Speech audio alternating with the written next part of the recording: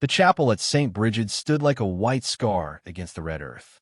Out there, miles from any honest town, the air shimmered with heat and horseflies, and the smell of dust and sage was thick enough to taste. Inside, the bishop's hands trembled as he lifted the crozier, his gold-headed staff catching the morning light through the stained glass of St. Michael.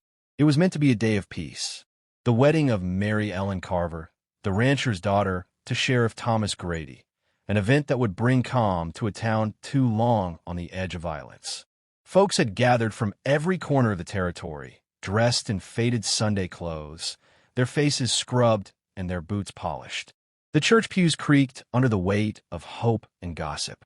Mary Ellen stood at the altar, her white dress simple but clean, a piece of lace pinned at her shoulder that had belonged to her mother. Her hair was dark as crow feathers, pinned up with trembling hands. Her eyes never left the chapel door. The bishop's voice was solemn. "Dearly beloved, we are gathered here." The words died beneath the sound of hoofbeats. Low and thunderous, they came from the East Road. The sound made the floorboards vibrate, made the babies in their mother's arms stir and whimper. The sheriff's jaw tightened. He turned his head slightly, the light catching on his badge. Then came the doors. They burst open with a noise like the crack of a rifle. Dust and sun poured in together, a white-hot flood of glare and silence. And in that light stood a man, tall, broad-shouldered, dressed in trail-worn denim and a coat of brown leather that had seen too many miles. His hat brim cast a shadow over his eyes, but there was no mistaking the set of his jaw. "Jesus," someone whispered. "It's Holt McAllister." The name rippled through the crowd like a cold wind. The bishop's crozier lowered a fraction. The sheriff's hand went to his holster. Mary Ellen gasped, but whether from fear or something else, no one could say.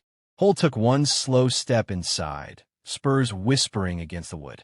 The sunlight framed him like a halo of dust. He took off his hat, let the air settle. His face was older than the last time anyone had seen it, harder around the eyes, but the same deep calm lived in him.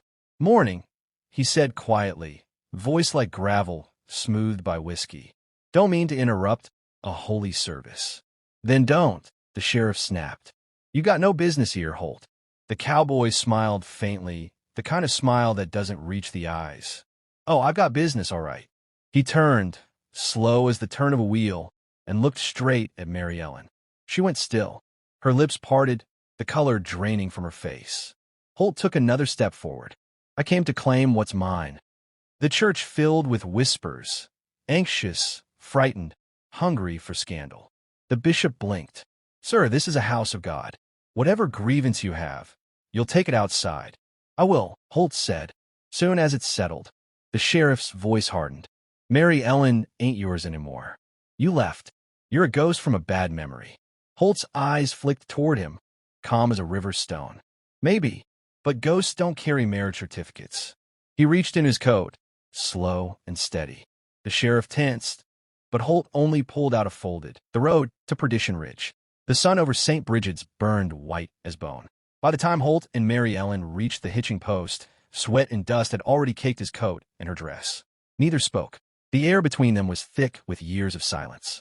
Holt swung her up into the saddle of his roan mare, Mercy, then climbed up behind her. The crowd inside the chapel still murmured like a hive. He could feel their eyes even through the closed doors, judging, whispering, waiting for the sound of gunfire that hadn't come. "Hold on," Holt said simply. Mary Ellen did. They rode out of town slow, not because Holt feared pursuit, though he knew it would come, but because he wanted her to see the land again. The land he'd bled for. The land he'd promised her. The prairie rolled out wide and golden before them, the wind moving through the grass like breath over a sleeping world. Hawks circled high above the mesas. Far in the distance, thunderheads were building, heavy and blue, promising rain that might never reach them. Mary Ellen finally spoke, her voice small against the wind. "You shouldn't have come back, Holt." He didn't answer right away. The trail dipped, rose again, and only when they crested the ridge did he say, "I gave my word I would. Didn't reckon it'd take me this long." She turned her head slightly, catching his reflection in the brass buckle of his saddle. "You were gone 3 years. No word, no letter, not a sign you were still breathing." "I sent word," Holt said, "to your father's ranch. My father burned your letters." Her voice trembled. "He said a man like you was born to wander." Said he'd see me dead before he let me live as a cowhand's wife. Holt's jaw tightened. He near got his wish then. Silence again. Only the hoofbeats and the cry of a crow somewhere ahead. They rode until the sun dropped low and the sky bled orange. Holt stopped at a dry creek bed, dismounted, and began to make camp. Mary Ellen slid down carefully, holding her skirts. He lit a small fire, the smoke curling thin into the darkening air. When he handed her a tin cup of coffee, she took it without meeting his eyes. "Holt," she said after a long pause, "you know the sheriff won't let this rest." "I'm counting on it," Holt said. She blinked. "You want him to come after you?" "I want him to know what he's chasing. Truth don't mean much unless you ride it straight into the teeth of a lie." She shook her head. "You haven't changed." He smiled faintly. "Maybe not. You have." She stared into the fire. "I had to." The silence stretched. The fire popped and hissed. The scent of mesquite drifted through the camp. Holt looked at her in the flickering light. The same eyes, the same small scar at her jaw where a horse had kicked a stone long ago. She looked older, yes, but stronger too. "Mary," he said softly, "did you ever love him?" "The sheriff." She didn't answer. "Not right away. Then, he was kind to me. Steady. I thought that was enough. And now?" Holt asked. She met his gaze. "Now, I don't know what's enough." A coyote howled somewhere across the plain, long and lonely. Holt poured her another cup, then said quietly, "I ain't here to steal you. I just came to finish what we started. Truth before the altar, remember? You deserve to choose for yourself this time." Mary Ellen looked into the firelight until her eyes glistened. "You think the world's going to let me choose?"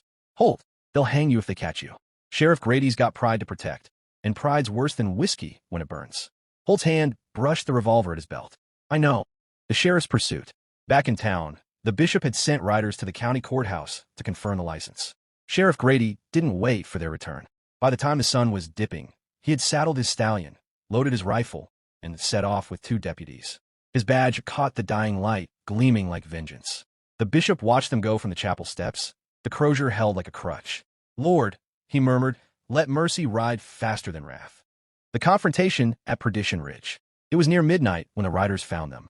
Holt heard them first, the soft thud of hooves through dust, the metallic jingle of a spur not meant to be heard. He was on his feet before Mary Ellen stirred, his revolver drawn. "Stay by the fire," he said quietly. 3 figures emerged from the darkness, torchlight glinting off steel. The sheriff was at their head. "Evening, Holt," Grady said. His voice was calm, but the calm of storm's eye. "Figured I'd find you out here. Didn't make much effort to hide," Holt said. "You kidnapped a woman out of church. You call that not hiding?" Holt shook his head. "Didn't take her. She came." Grady's eyes flicked toward Mary Ellen, who stood behind Holt now, trembling. "Is that true, Mary?" She swallowed. "Yes." Grady's face twitched. For a heartbeat, the rage almost broke through, but he bit it back. "Then you both know this won't end peaceful." Holt holstered his gun slow. "Don't want to fight, Tom, but I'll finish one if you start it." The deputies shifted nervously in their saddles. "Let me see the paper," Grady demanded. "If it's real, I'll take it back to the judge myself." "It's with the bishop," Holt said. "Ask him." Grady's hand moved to his belt. "I'm a skin you." Holt's voice dropped. "And I'm saying no." For a long moment, the night held its breath. Then the sheriff drew. 2 shots cracked the silence. One from Grady's Colt, one from Holt's. The muzzle flashes lit the desert like lightning. Grady's hat flew from his head. Holt's shoulder burned with the graze of a bullet. The deputies' horses reared, snorting. "Tom, stop!" Mary Ellen cried, stepping between them. Grady froze. His gun still smoked. Holt lowered his weapon, grimacing at the blood soaking his sleeve. Mary Ellen turned on the sheriff, tears cutting through the dust on her cheeks. "You said you loved me, Tom. Then prove it. Don't make this a hanging matter." Grady's face crumpled. Fury, grief, shame all fighting for space. "He took you from me." "He didn't," she whispered. "You never really had me." The words hit him harder than any bullet could have. He looked at Holt, then at the woman he'd almost married. Finally, he holstered his gun. "You're a damn fool, both of you," he said hoarsely. "World don't forgive fools." "Maybe not," Holt said, "but it remembers the truth." Grady turned away, shoulders heavy. "Get out of my county by sunrise, McAllister. You show your face again, there won't be a second warning." He mounted, gave a sharp whistle, and rode off into the darkness. The deputies followed, uncertain and silent. When their hoofbeats faded, the desert was still again. The confession. Mary Ellen knelt beside Holt, tearing a strip from her dress to bind his wound. "You could have killed him." "I didn't come to kill," Holt said quietly. "I came to set things right." Her hand shook as she tied the cloth. "And what now? You think we could just ride off and start over?" He looked at her, eyes steady despite the pain. "Ain't no starting over. Just starting where we left off." She sat back, exhausted. The fire had burned low. The first drops of rain began to fall, soft and cold. "I don't know if I can do this," she whispered. Holt took her hand. "Then don't. But don't stay for fear either. You're stronger than this land gives you credit for." Her tears fell freely now. "I wanted to hate you, Holt. I really did. You left me to face everything alone." He nodded. "I know, and I'll carry that till I'm dust. But I never stopped loving you, Mary. That's the one thing I did right."